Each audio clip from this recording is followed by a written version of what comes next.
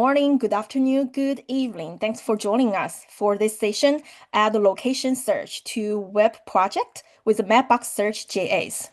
I'm Bing Pen, Product Marketing Manager at Mapbox. And we also have our speaker, Mark, here today. Before we get started, a quick housekeeping item. All of build sessions are recorded, so you should be able to watch after each session. Captions are available in multiple languages if you need. And if you get questions, we will make sure we save some time for Q&A. Please submit your questions through Zoom Q&A features. You will see the little button under your screen called the Q&A. Lastly, there are so many other build sessions. Feel free to discover them in the Zoom lobby. All right, that's all for my logistic. Let's get into the good stuff. Add location search to web project with Mapbox Search JS.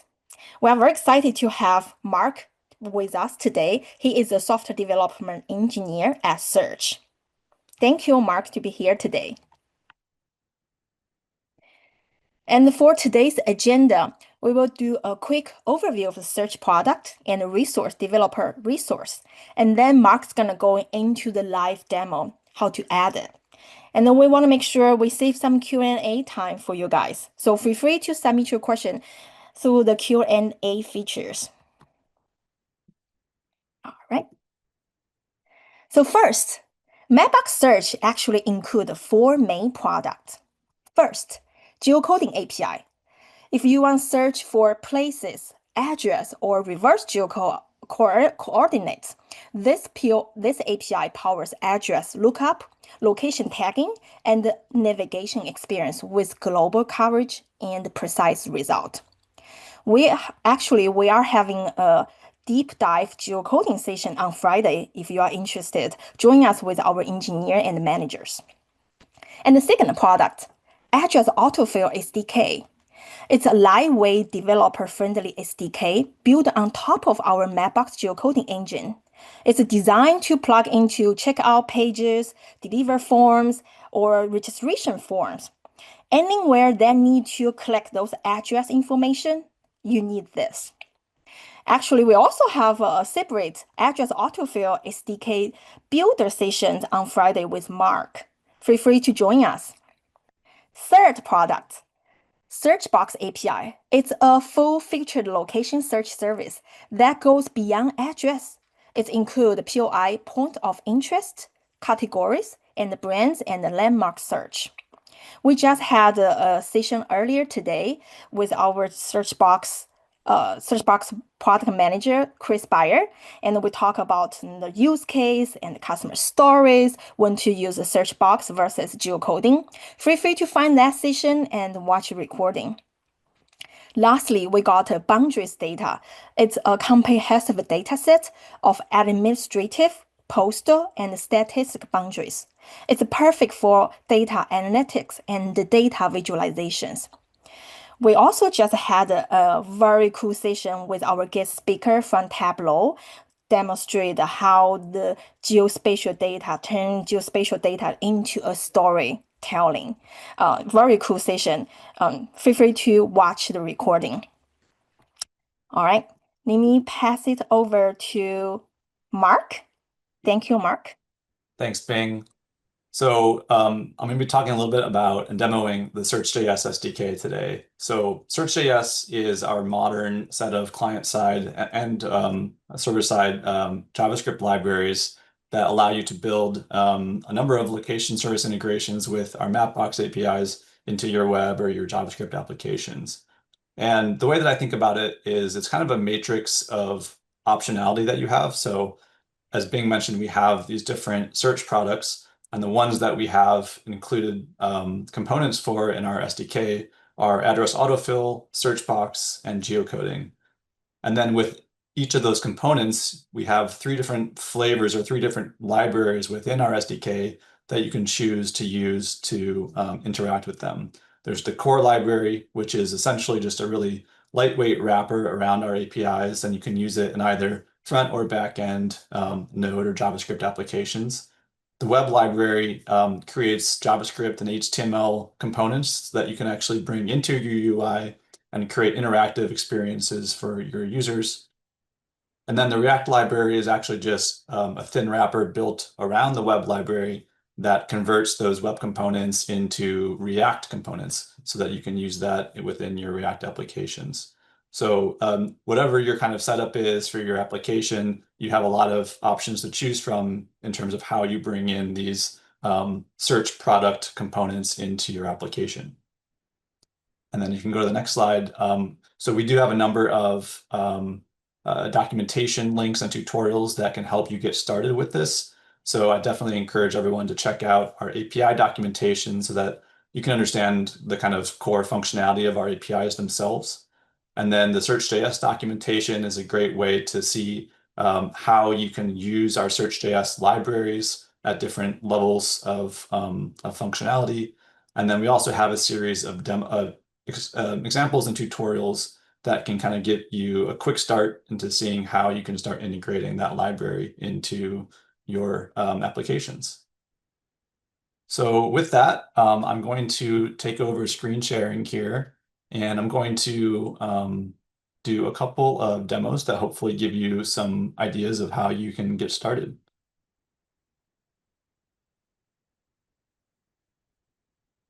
All right.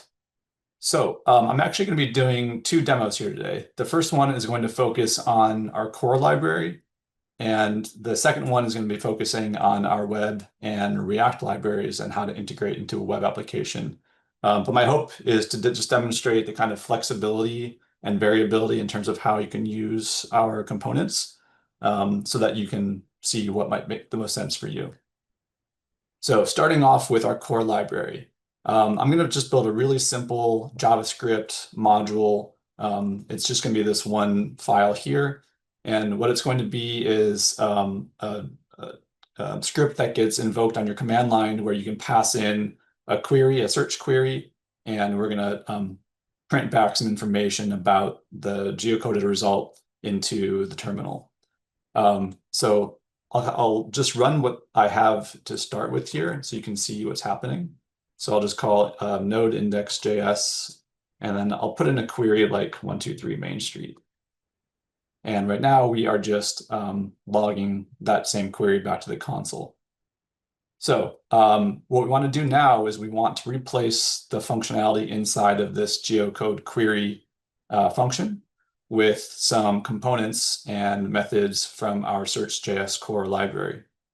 So the first thing that we want to do is install the Search.js core library, and that's available on npm.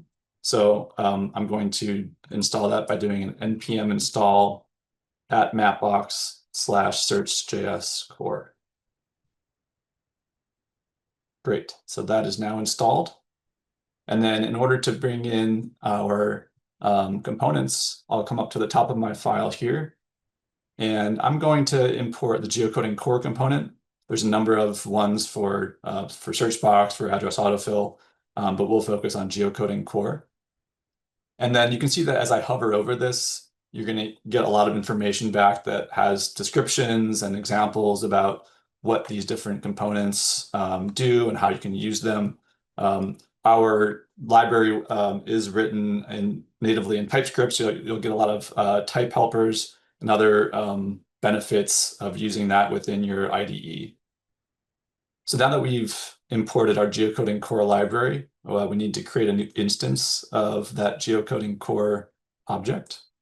So I'll replace this line here with this, where we're creating that new instance. We'll set it equal to a variable called geocode. And at minimum, you need to pass in an access token, which gives you authentication with our API. Now, there's a number of different methods that you can call on this geocoding core object. We're going to call one called forward. And the forward endpoint is one that lines up exactly with our geocoding forward API endpoint. So when you call this method forward, you pass in the query as the first argument. And then the second argument is an options argument where you can configure the behavior of the API. I'll leave it as an empty object for now, and we'll come back to that. And then I will await the result of that and set it equal to response. Now, the next step once we get our response object back is we want to parse some information out of it and then print it to the console. So the first thing that I'll do is I'll just create an early return statement to guard against instances where maybe we don't get any features back for a given query. We can just return early. But assuming that we do get features back, what I want to do is grab the first feature from our response. And from that first feature, I'll just create a kind of simple object, a result object that has a couple of useful pieces of information, like maybe the full address, string, and the coordinates.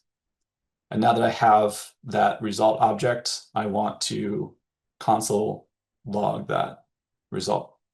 So let me save my file, and I'm going to rerun our command down here with 123 Main Street.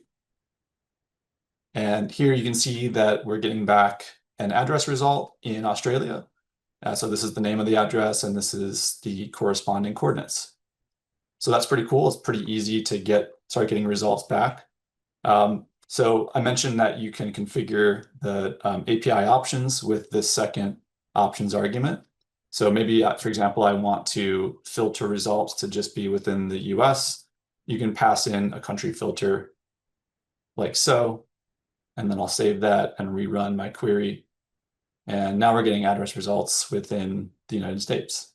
So if you take a look at our API documentation, you'll see all the different API configuration options you can do to help bias or kind of steer your search results to be the most effective for your use case. And then I also mentioned that there's a few different endpoints that you can explore within the geocode object. We're just using forward right now. You can also use the reverse method, which corresponds to our reverse geocoding API endpoint. So that's where you would pass in a coordinate, a latitude and longitude. We also have a helper function within our core library called suggest, which allows you to pass in a string that could be either a comma separated coordinate or a forward address query string. So that sometimes gives you a little bit more flexibility if you're not sure what the type of input will be. But that's sort of all I wanted to show for the core library integration. Hopefully that gives you a good sense of how you can really quickly and easily start bringing in Mapbox Geocoding API results into your front end or your back end JavaScript application. So with that said, I'm going to pivot over to the second demo, which will be on a web application integration with our web and React components. So first, let me jump over to a different directory here called web app.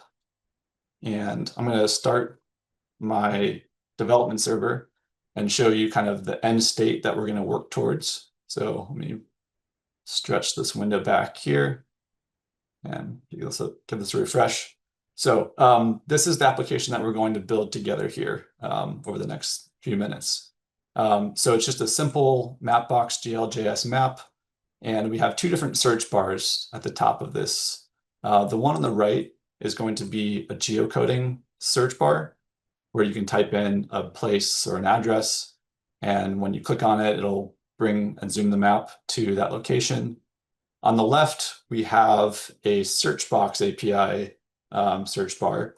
And we have that set up to search for POIs and categories. So I could search, for example, for pizza.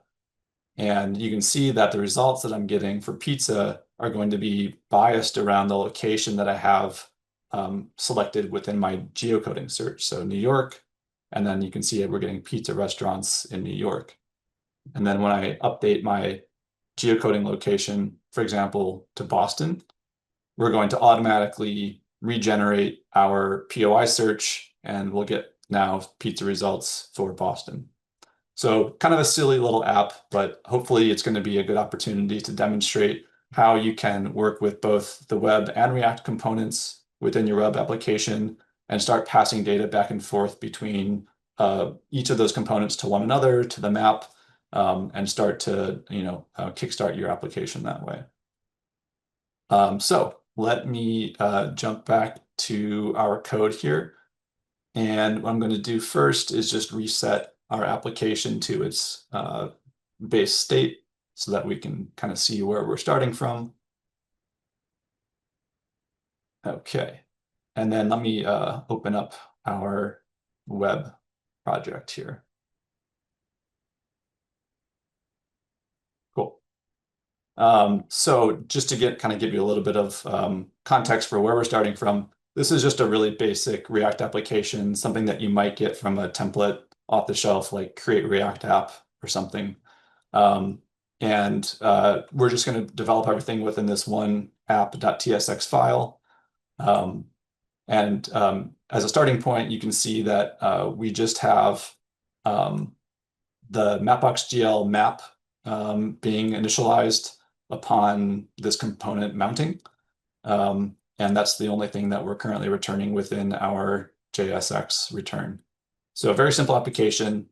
Let's start building in some integration with our Search.js components. So the first thing that we want to do is to bring in the Search.js web and React libraries in the same way that we did for the core library with the previous demo. So in order to do that, I'm going to first stop my terminal, and I'm going to import a couple of new libraries. Or actually, before I do that, I need to actually install them, excuse me. So let's do an npm install at mapbox/search.js web. And then I'm also going to bring in the Search.js React library. Okay, so those have now both been installed. They should be my new modules. Now I'm able to start importing some components from those packages. So at the top of my file here, I'm going to create a couple of new imports. I'll bring in the Mapbox Geocoder component from the Search.js web package. And then I'm also going to bring in the, one second here. Also going to bring in the search box component from the Search.js React package. And I just wanted to make a note that I'm bringing in one component from each of the web and React packages. In reality, you could bring in both the geocoder and search box components from just the web package or just the React package. I'm choosing to just pull in one from each for the sake of demonstration and to kind of show you some flexibility in that, if you're not working in a React application, for example, the same principles apply and you can get the same functionality outside of a React application or vice versa. So now that we have these two components imported, let's start focus on integrating them into our React function. Let's start by just looking at the Mapbox Geocoder component and getting that first search bar onto our app. So in order to do that, because this is a native web component, we're going to use our JavaScript section down here to create a new instance of that Mapbox Geocoder object. And I'm going to do this inside the same use effect hook where we initialize our map, because I want this to happen after we initialize our map, because we need to make a reference to that. So I'll come down here and add a couple of new lines of code to add in our geocoding control. So here I'm just creating a new instance. There's a couple of things that you need to do at minimum to get it to work. One is set an access token. And two, you need to set this Mapbox GL property equal to the same Mapbox GL import that you used to initialize the map. And so that's going to allow this to be interactive with the map. I also just added some placeholder text here to help us differentiate this search bar from when we'll eventually have two of them. So let me save this and restart my development server. And I'm also going to just hide my terminal here to give us a little more real estate. Cool. Okay. So I have my Mapbox Geocoder installed here. And so I'm wondering why I'm not seeing a search bar up here. And the reason for that is right now we've only created a reference to this geocoder component. We actually need to add it to the UI, and we do that by calling the add control method, which is available on the map. If you've used GLJS before and you've used some of the external plugins, you might be familiar with this add control method that comes on the GLJS map. And I'll go ahead and update my types to make my linter happy. So let me save this again and come back to our application. Now you can see we're getting this search bar up here. So I can start typing in places or addresses, and out of the box, the default functionality is it's already binding, it's interacting with the map. So when you make a selection, it'll animate and zoom the map to that location. It'll drop a pin on there. Those are all configurable, by the way, but those are just sort of the default configurations. But now we already have, with just a few lines of code, our geocoding control working. Now let's turn our attention to adding the search box control so that we can search for POIs. So up here, we've already imported our search box component. Now we want to actually add it into our React component. Now, because we are importing the search box component from the React app, it's going to work as and be able to drop in as a React component. And so in that case, it means that we're going to add it directly into our JSX return object down here. So what that will look like is something like this. So we're just adding, first we need to create a simple div. And I do have some CSS happening in the background that's going to add some styling to allow us to position this search control on top of our map. But otherwise, the only thing that we need to add into it is this search box component. And you can see, again, as you hover over it, you'll get some information about how to use that, what kinds of props are available or required for you to use. At minimum, you need to pass in an access token and a reference to the map and the Mapbox GL library reference. So same as we did for the geocoding control. I'll also add a placeholder text so that we can differentiate those two visually. And then a couple other stylistic things. We'll make the marker that gets dropped onto the map red, just so we can distinguish it from the blue marker that we're seeing from the geocoding control. And I'm also going to set the types filter for our API options to just return results that are POIs. And that way we're just kind of narrowing that search space down. So let's go ahead and save this. And you can see that our app has already refreshed. And over here, we're already getting some results back and functionality from our search box POI search bar. Now you'll notice right now that when you type things in, by default, you might get results that are biased around the location that you're currently sitting in. So I'm currently in Oregon. We haven't yet hooked this up to be reactive to a certain proximity point. And so that's going to be the next step of how we'll start connecting our two components together. So what we want to do now is essentially we want to grab the coordinate that we get from our geocoding result, and we want to use this as a proximity point, which will be set within our search box options.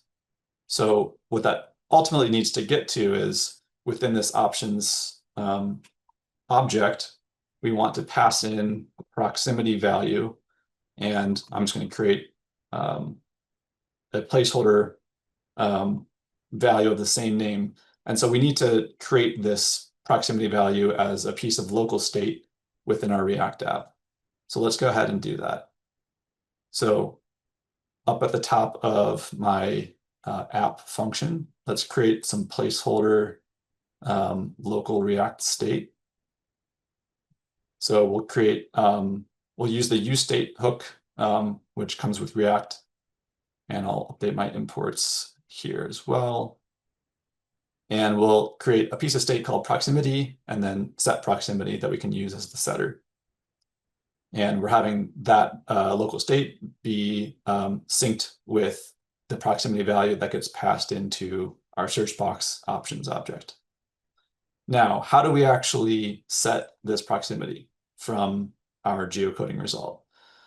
So with our geocoding component, we have the ability to add different event listeners and listen to different events that trigger as you're interacting with that search bar. And the event that we're interested in is called retrieve. So I'll add this block of code here in which we just simply call the add event listener method on our geocoder, and we'll listen specifically for that retrieve event. And that retrieve event is going to pass back a payload, which is equivalent to the feature, the GeoJSON feature, according to the object that you selected in the suggestion. So all we need to do is parse out some information that we want to take from it. In this case, we're going to extract the coordinates, and then we're going to call set proximity with those coordinates. And so now I'm going to go ahead and save my application again. And let's try this with our example of New York pizza. So first I'll jump to New York with my geocoding control. And when I made that selection here, it's going to have taken those coordinates of this pin and set it equal to that proximity value in our local state. And so now when I start typing in our search box POI search, the results that I get back are going to be biased around New York. So that's great, that's working. Now, what's the next step that we haven't yet configured is, let's say I switch my location to Boston by searching for and selecting Boston. The map animates and we're kind of moved here, but our results for the POI search are still showing the previous search for New York. And it's not until I add another keystroke or character that we're going to regenerate the search and use the new proximity value that was set. In this case, for this demo, I want to automatically re-trigger this POI search anytime that my geocoding location changes up here. So let's work on getting that set. The first thing that I want to do is create some new props within my search box component that are going to give us access to the search box component's functionality, but in the JavaScript code up here. So in order to do that, we can create a reference to this component. So I'm going to add a reference prop here, and I'm going to create a placeholder for this search box ref, which is going to be that same object that we'll be able to use in our JavaScript context. So up here at the top of my function, I'm going to create this search box ref object, and it takes this type, which I'll update from my imports. So now this search box ref object, we can now use this inside any of our use effect or other React hooks and be able to call different methods or access different properties associated with that. And that is specifically bound to this search box component. The other thing that I need to add in are a couple of props that sync the text that we have typed into the search bar here to bind that with the local state. And so in order to do that, we can add in a value and an onChange props. And we need to then create a local state for getting and setting this search text. So I will add another piece of local state up here called search text and set search text with the useState hook. And so now anytime you type into this POI search bar, it's going to synchronize that value with our local state here. So now we have a reference to our search box ref object so we can start calling methods on it within our JavaScript. And we have the search text synced to our local state. The next step is we want to listen for changes to either the search text or the proximity value. And we want to trigger a new search when that happens. So I'm going to create a new use effect hook inside our application that listens for those changes. So we're listening for changes on proximity and search text. And when one of those values updates, we're going to take our search box reference and we're going to call the search method. And the search method is just a programmatic way to trigger search, the same search that you would otherwise trigger from typing into the search box manually. In this case, we'll just pass in the existing search text that we have stored in our local state. So now I'm going to save our application. Let's go through our workflow one more time. Let's start by geocoding a location to New York. And we'll search for pizza. And you can see we're going to get results around New York for pizza. Now when I search for Boston and select Boston, we update our proximity based on that location, and we've automatically regenerated our search box API response, and we're getting pizza restaurants around Boston. So that's kind of showing you how you can start passing around values from one component to another and be able to interact with the map at the same time. The last thing that I'll show quickly as I'm wrapping up here is there are other kind of event handlers that you can listen to so that you can start pulling information out of these search components and be able to pipe them somewhere else into your application that might be useful to you. So for example, on our search box component here, if I start typing in ON, you'll see it kind of auto-suggests a few different methods that are available within this component. And we actually have 4 different events that you can listen to. There's the clear event, retrieve, suggest, and suggest error.